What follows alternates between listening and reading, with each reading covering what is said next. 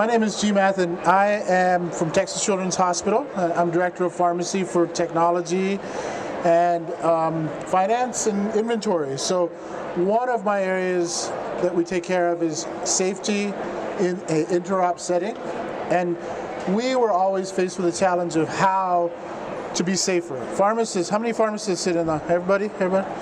Pharmacists always believe in safety. We always have all kinds of systems, but in reality, if you think about the OR, it's the only location where you have the prescriber, the preparer, and the administrator be all in one, right?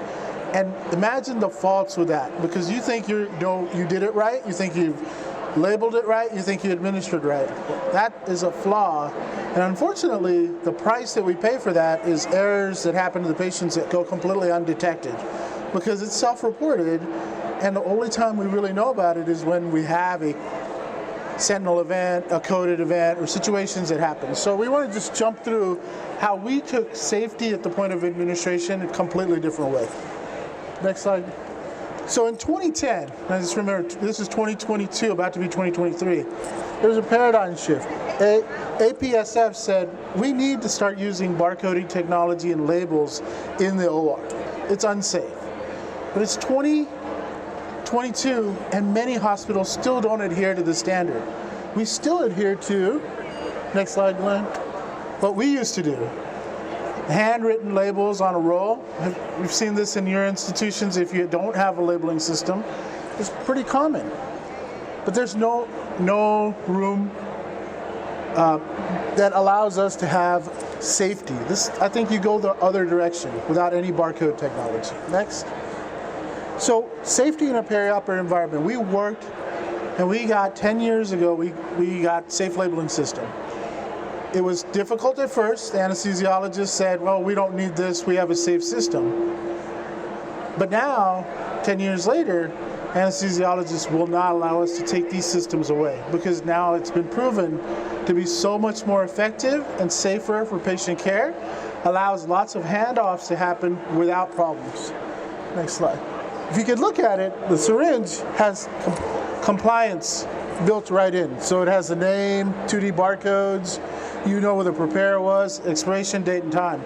If you ever look at many syringes in the anesthesia area, they're handwritten, never do you see a consistent labeling for the name. You can't read it, but definitely finding expiration time and date, almost impossible.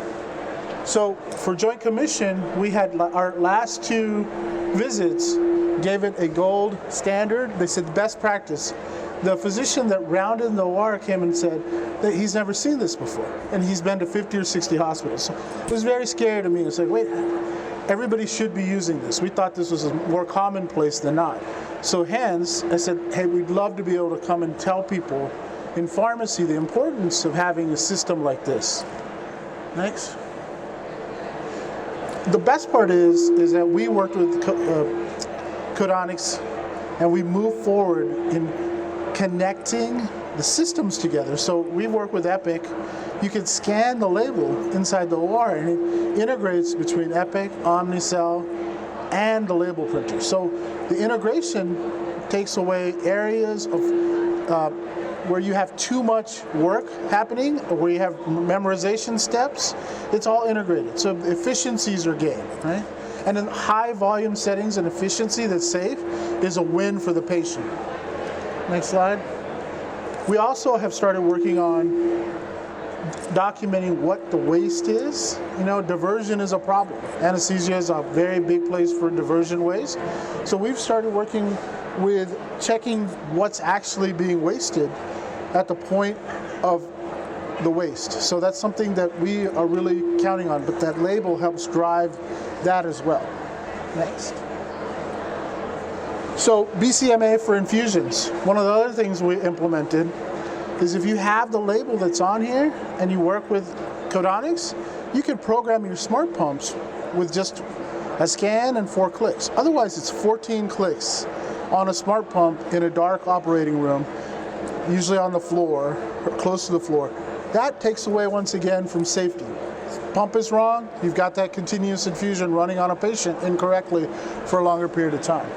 So I want to end with a quote that I really love from Christina Barnes, who's the director of pharmacy at Vita Services, and I won't read it, but it says first do no harm. If you have the capability to prevent harm, you should do it. You know, the biggest conversation when I talk to other people, my peers across the country, is, well, it's anesthesia's responsibility. I really don't think so. I think it's our responsibility as pharmacy to take care of patients all the way through our system.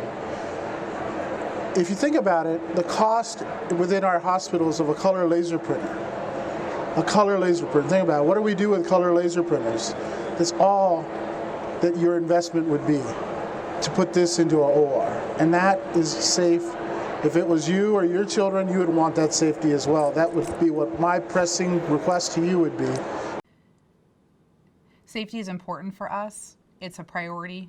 We don't want to be the hospital that has the headlines of a patient had a medication error, a fatal medication error at our institution. But it's more than that. I think as healthcare moves forward, we have to take responsibility that we don't cause harm to our patients. And when you don't have a technology out there, we can sit there and think, well, gosh, it'd be nice if that were available. But now once you know something's available, it becomes your responsibility to make sure that you're not causing harm to your patients. And there was a technology out there that could have prevented that, and you chose not to implement it.